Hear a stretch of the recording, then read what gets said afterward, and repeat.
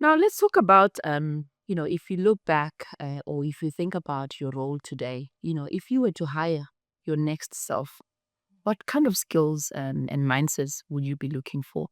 And taking it in terms of the context of today, how complex, it is running organizations, the challenges that, human beings are having, and organizations, like I think leaders specifically, having challenges in how to manage people in today's context. I think you spoke about the business environment that's so complex, the ambiguity, uncertainty, the rapid pace of change. Those things are here to stay. They're not gonna go.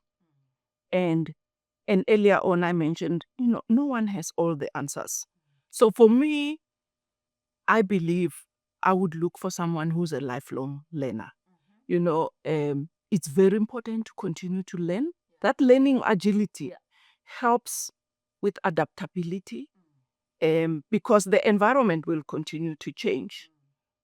But when you can dance with change, when you can continue to learn and sharpen your skills, because right now it's about skills and not jobs. Yeah.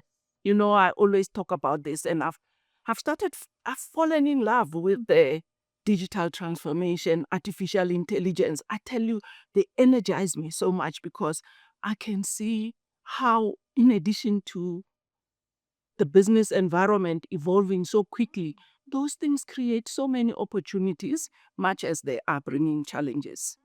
I think the openness to learning, the openness to doing things differently, would be very important. And it ties in with, working with other people, appreciating and leveraging the diversity of skills and expertise that everyone else is bringing, because you can only succeed when you work together. You need to be able to read the room,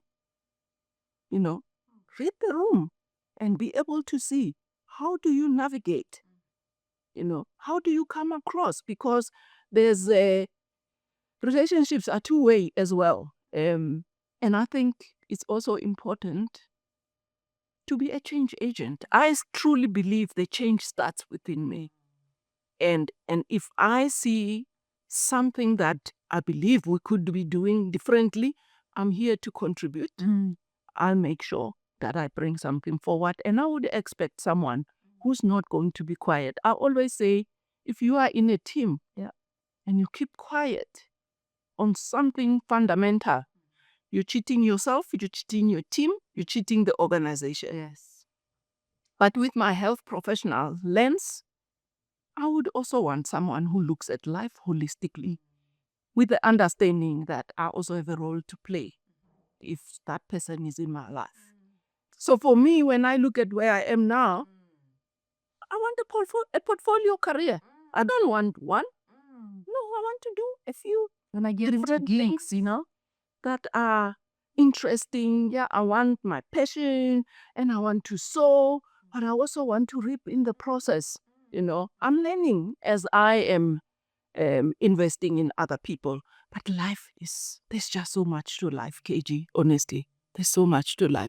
Jeanett, I wish we had so much time. I am really enjoying this conversation, and I've got so many questions I want to ask you. Thank you so much, KG. I enjoyed it and look forward to another conversation.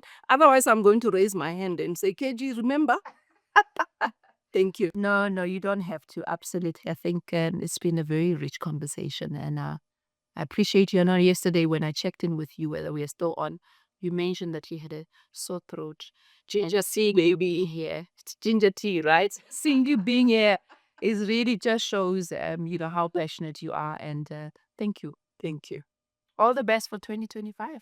Thank you. All the best to you too. Thank you. And our birthday. Oh, yeah. Come back. Oh, yes. Absolutely. Cheers to that. Cheers.